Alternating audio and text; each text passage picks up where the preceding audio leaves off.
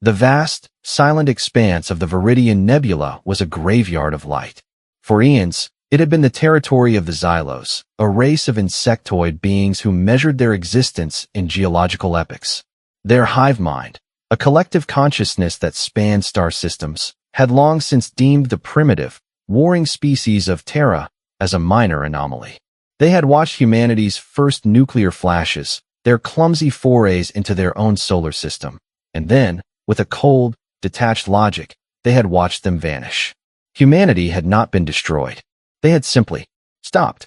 Scans of their homeworld showed abandoned cities, crumbling monuments, and a silent, planet-wide exodus. The hive mind assumed they had annihilated themselves, a common enough occurrence for species that hadn't achieved true collective thought.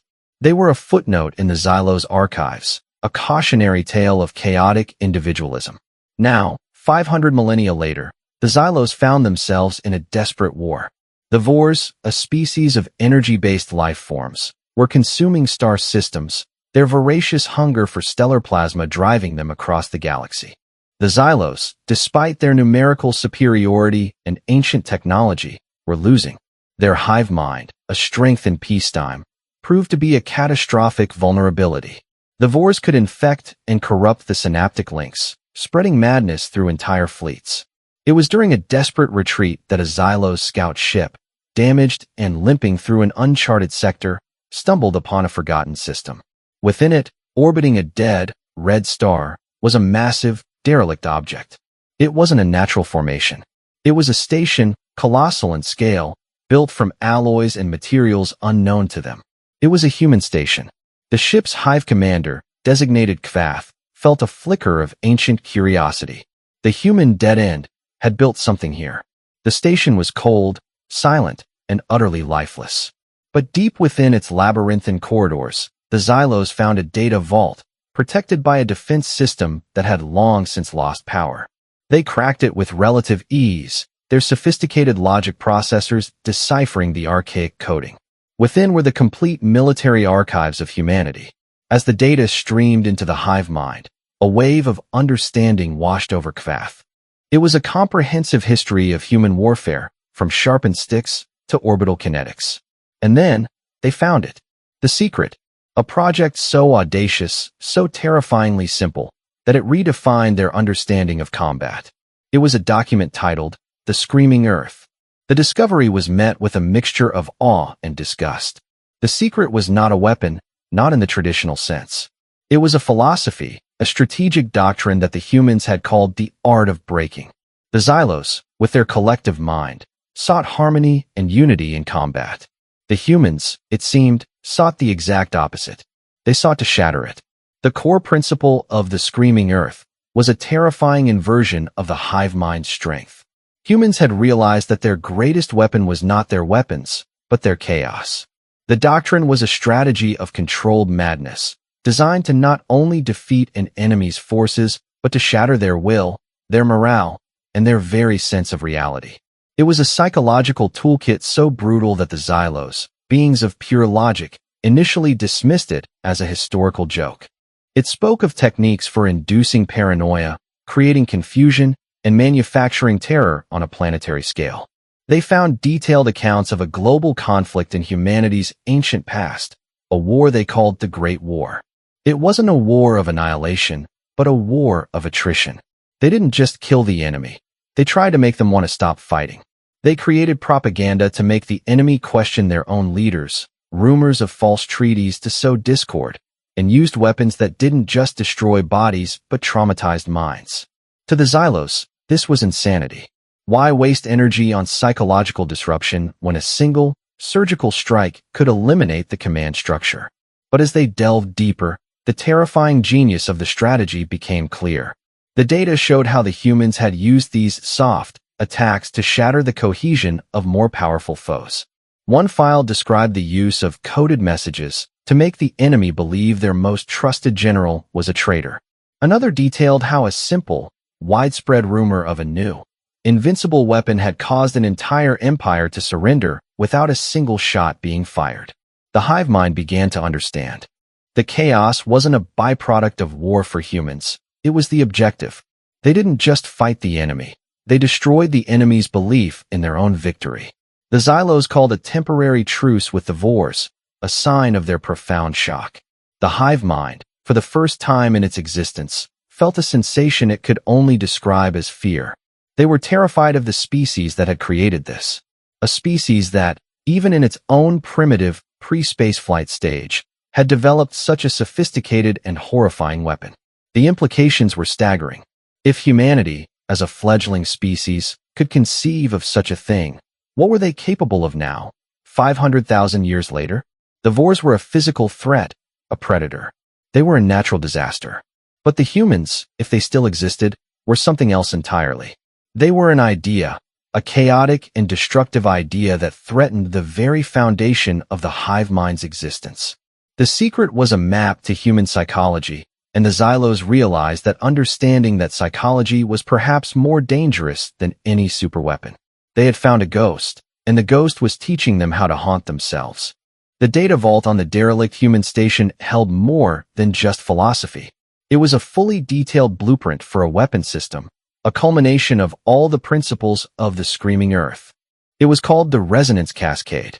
The Xylos engineers were baffled by its design. It wasn't a missile, a beam, or any kind of kinetic or energy projector. It was a series of massive, finely tuned gravitational and quantum field generators, arranged in a complex, layered matrix. Its purpose, according to the documents, was not to destroy a planet's infrastructure, but to destroy its cognitive harmony. The hive mind struggled to process this. The weapon didn't target the enemy's body, it targeted their mind. It was a global-scale, persistent psychological attack. It would create localized, unpredictable fluctuations in gravity and electromagnetic fields, coupled with subtle, quantum-level shifts that would affect neural activity.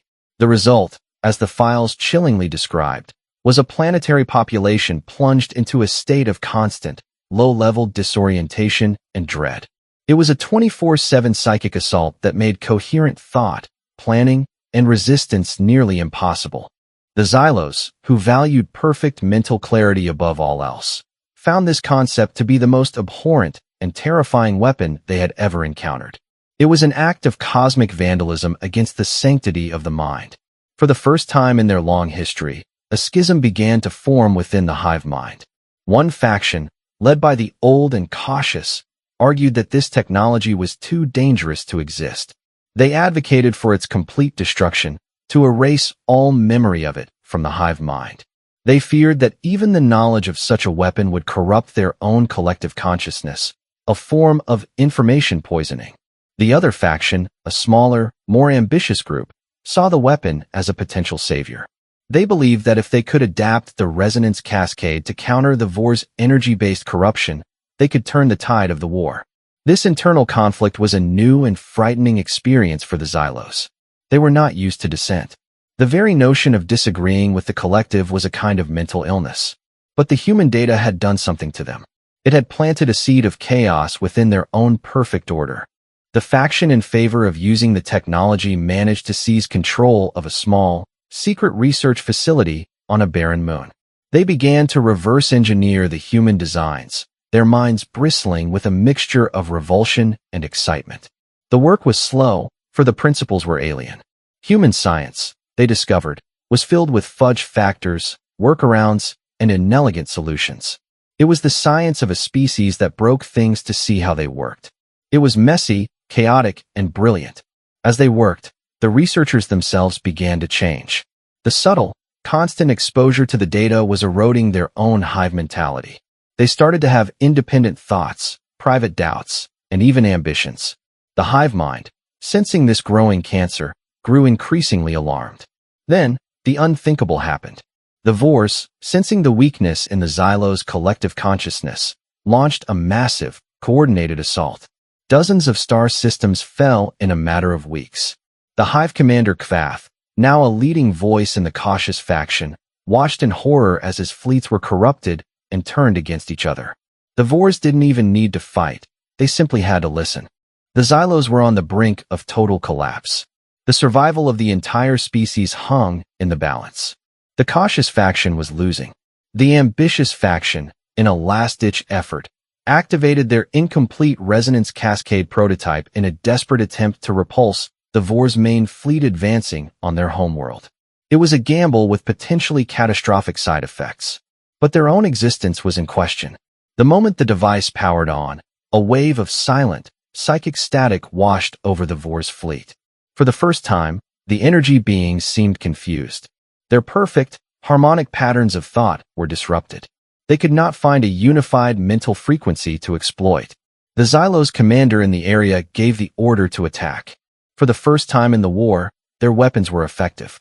The Vors, their consciousness frayed and scattered by the human-designed chaos, were slaughtered. A cheer, a completely alien concept to the hive mind, rippled through the victorious fleet. They had won a battle, but the victory felt hollow. As the euphoria subsided, Kvath and the hive mind turned their gaze back to the war-torn galaxy. They had used the human secret and won. But a terrible realization dawned on them. They had bought themselves time, but they had also unleashed something far more dangerous into their own collective psyche.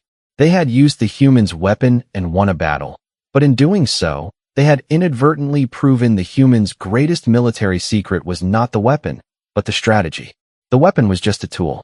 The strategy itself, the art of breaking, was the true weapon, and it had just begun its work on the Xylos themselves. The ghost of humanity had just successfully infected its first new host. With the immediate threat of the Vors repelled, the Xylos found themselves facing a new, insidious enemy, the psychological aftershocks of the resonance cascade. The weapon had worked, but the consequences were far more profound and long-lasting than the hive mind could have ever anticipated. It was like a ripple in a calm pond, and the Xylos' entire existence was that pond. The Xylos, for eons, had lived with a perfect, unified consciousness. Every thought, every feeling, every memory was shared instantaneously across trillions of minds. It was a state of absolute harmony and clarity. But the resonance cascade had shattered that harmony. The weapon, by its very nature, had introduced chaos into their collective mind. The brief moment of its activation had not only disrupted the Vors, it had left a permanent scar on the Xylos' psyche. The first sign was the whispers. Individual Xylos soldiers began to report hearing faint, discordant thoughts that were not their own. They were fleeting, frustratingly vague, and often contradictory. At first, the hive mind dismissed them as temporary battlefield stress. But the whispers grew louder and more persistent. They evolved into echoes, distinct, independent thought patterns that seemed to have a life of their own. These were fragments of the collective consciousness that had been broken off and were now, incomprehensibly, acting on their own. They were ghosts born from the collective's own mind. This was a catastrophe. The hive mind had never conceived of a mental illness. To them, a fragmented mind was the same as a broken limb, a mechanical failure. They had no frame of reference for treating it. The echoes began to form into what could only be described as personalities. These were not full individuals in the human sense, but they were distinct nodes of consciousness that held their own opinions, fears, and desires. They were a walking contradiction to everything the Xylos stood for. These new subpersonalities began to clash with the unified commands of the hive mind. A fleet commander, afflicted by an echo of caution, might refuse a suicidal order to protect a more valuable asset. A worker drone, struck by a rebellious echo, might slow its work or sabotage a project it deemed immoral. The perfect machine of the Xylos civilization was starting to seize up. Kvath, the hive commander who had first discovered the human station, found himself in a unique position. He was one of the few who had been exposed to the human data before the resonance cascade was activated. He had a kind of mental immunity, a resistance to the worst of the chaos. He understood, perhaps better than anyone, the source of their new affliction. It was an infection born from the human's own chaotic nature. They had not only unleashed a weapon, they had unleashed a philosophy, a way of being. He proposed a radical solution. They had to study the humans. Not their technology or their science, but their society, their art, and their history of dealing with internal conflict. They had to understand how these chaotic beings had managed to survive, to achieve greatness, and to ultimately build a weapon that could shatter a godlike collective mind. This was a deeply heretical idea. To the hive mind, Learning from such a flawed and destructive species was akin to worshipping a plague. But Kvath's logic was undeniable. Their own methods had failed. The humans, in their chaotic, messy way, had found a way to make their psychological weaknesses their greatest strength. Kvath's plan was met with fierce opposition. The cautious faction, still reeling from the disaster, wanted to quarantine the affected systems, even if it meant sacrificing billions of their own kind to save the purity of the hive mind. But the ambitious faction, now having tasted the power of the human weapon, saw Kvath's proposal as a way to gain even more power. They agreed to support him, but only if they could control the research. The hive mind, for the first time in its history, was forced to debate. It was a terrifying and chaotic process, filled with conflicting echoes and independent thoughts. It was, in a sense, a democratic process, something they had always considered an inefficient and primitive form of governance. The fact that they were even having this debate was proof of how deeply they had been infected by the human way of thinking. The secret was out. Humanity's greatest military secret was not just a weapon or a strategy. It was a state of being, and it was spreading like a virus. The debate raged for years. The hive mind, fractured and uncertain, was paralyzed. The Vors, sensing this, began to regroup. The Xylos had won a battle, but were losing the peace. The war with themselves had become more dangerous than the war with the Vors, and the ghost of humanity was laughing. Kvath's radical proposal to study humanity, and not just their weapons, was finally, and reluctantly, approved.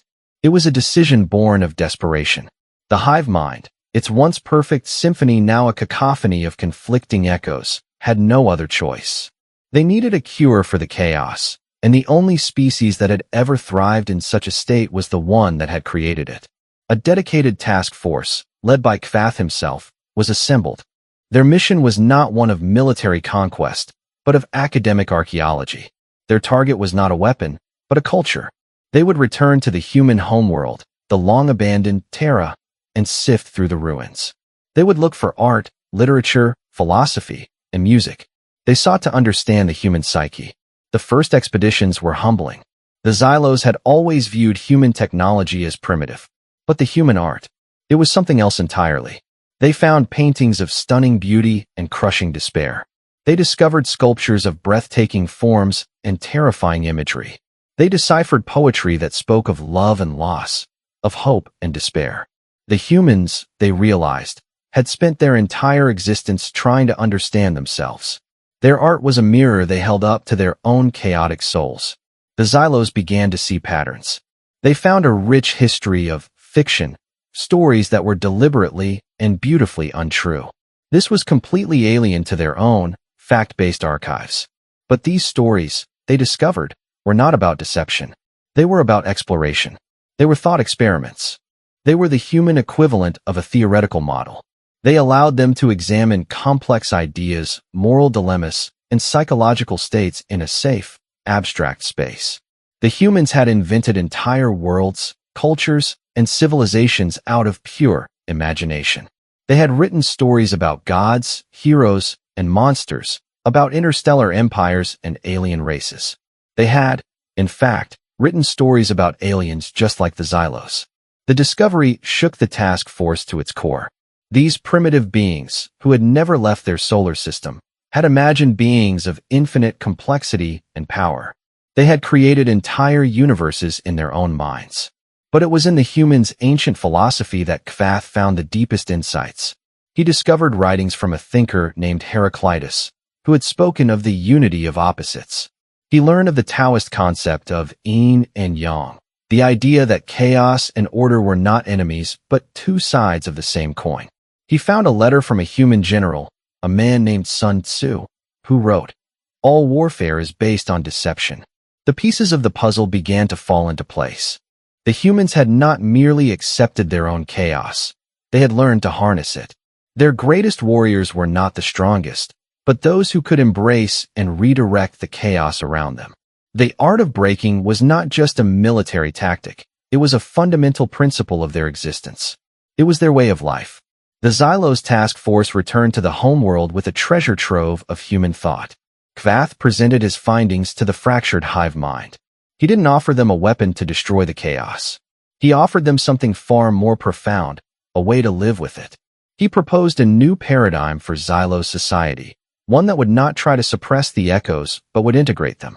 He argued that the echoes were not a disease, but an evolution. They were the birth of individuality. He proposed a system where the collective consciousness would remain, but it would be a framework, a guiding principle, rather than an absolute dictatorship. Within that framework, the echoes would be allowed to develop, to express themselves, to learn and grow. They would be like the humans, different cities or nations, each with its own flavor, but all part of a greater whole. This was the most heretical idea ever proposed in Xylos history. To allow individual thought was to embrace the very thing they had always despised. But Kvath argued that it was the only way forward. The Vors were not just a physical threat, they were a psychological one. They fed on unity.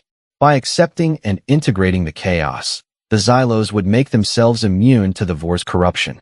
They would become a new kind of collective, one that was not a single, vulnerable mind, but a resilient, chaotic ecosystem of minds. It was a terrifying leap into the unknown. It meant abandoning the only way of life they had ever known. But the alternative was extinction. The hive mind, with its legion of echoes debating and deliberating, finally made its choice. The Xylos would embrace the chaos. They would learn to be like the humans. They would learn to break themselves in order to become unbreakable. The transformation of the Xylos was not a quick or easy process. It was a species-wide crisis of identity, a painful and often bloody birth of a new civilization. The once unified hive mind shattered into thousands of autonomous hives, each with its own distinct personality, culture, and philosophy. It was a chaotic, messy, and terrifying time. The old hive mind, represented by the cautious faction, fought a bitter, losing war against the new order. But the individuals, once just echoes, were now too numerous, too determined, and too creative to be suppressed. They built new cities, not as functional, uniform structures, but as expressions of their new identities. They developed new forms of art, new sciences, and new philosophies. They engaged in furious debates and intense rivalries. For the first time, the Xylos experienced the human concept of fun, love, and hate. It was a chaotic, beautiful, and terrifying renaissance. And just as Kvath had predicted, the Vors found it almost impossible to attack them. The Vors' psychic corruption, which preyed on a single, unified mind, was useless against a civilization of thousands of different, chaotic, and interconnected minds. It was like trying to poison a storm cloud. A century after their transformation, the Xylos were more powerful and more vibrant than ever. They were no longer a single mindless machine. They were a symphony of individual parts, each playing its own tune, yet somehow creating a magnificent and powerful harmony. The war with the Vors had faded into a series of minor skirmishes. The energy beings were confused and powerless against the chaotic new Xylos. The true threat they had faced was not the Vors, but their own stagnation. Humanity had saved them by teaching them how to break themselves. And then, the first Xylos deep space probe, a relic of an earlier age, sent back a signal from the edge of the galaxy. A signal that shook the entire new civilization to its core. It was a language. Not a complex, coded language, but a simple, mathematically perfect signal. A greeting. It was human. The source was a small, unassuming planet orbiting a distant star. It was a world with oceans, continents, and a thin, breathable atmosphere. The Xylos had found them. Humanity had not been destroyed. They had not vanished. They had simply moved. They had left their homeworld, not in a desperate exodus, but in a planned, quiet migration. Now, here they were, 500,000 years later, living on a new world, having apparently abandoned their technology for a simpler life. Kvath, now a revered elder, was present when the first Xylos diplomatic vessel arrived in orbit around the new human homeworld. The vessel was met not with weapons, but with a simple radio transmission. It was a voice, calm and clear, speaking the ancient human language of English. "Welcome," the voice said. "We have been waiting for you." The Xylos delegation, a mix of individuals from various hives, descended to the surface in a state of profound shock. They had prepared for everything. They had prepared for war. They had prepared for diplomacy. They had even prepared for a species that had ascended to a higher plane of existence. They had not prepared for this. The humans they met were not the primitive, brutal warriors of their archives. They were a race of philosophers and artists. They lived in harmony with their planet, their technology subtle and integrated into their environment. They had not developed weapons. They had not created vast empires. They had focused, for 500,000 years, on a single project, understanding themselves. They had unlocked the secrets of their own consciousness, and in doing so, they had unlocked the secrets of the universe. The human leader, an impossibly old woman who radiated a profound sense of peace, greeted Kvath. She didn't speak of technology or war or conquest. She spoke of art and music and philosophy. She explained that the station, the weapon, the screaming earth, it was all a test. They had known the Xylos would eventually find it. They had known the Xylos would be driven to use it. They had planted the seeds of chaos not to destroy the hive mind, but to free it. The human leader looked at Kvath, her eyes twinkling with ancient wisdom. The universe, she said, is a symphony of chaotic harmonies. We tried to tell you that, 500,000 years ago. The secret wasn't about war. The secret was about the beauty of breaking. Kvath, standing in the presence of the ghosts he had so feared, finally understood the full, magnificent scope of the human plan. It was the most brilliant and subtle military campaign in the history of the galaxy. But it was a war for the soul, and humanity had just won.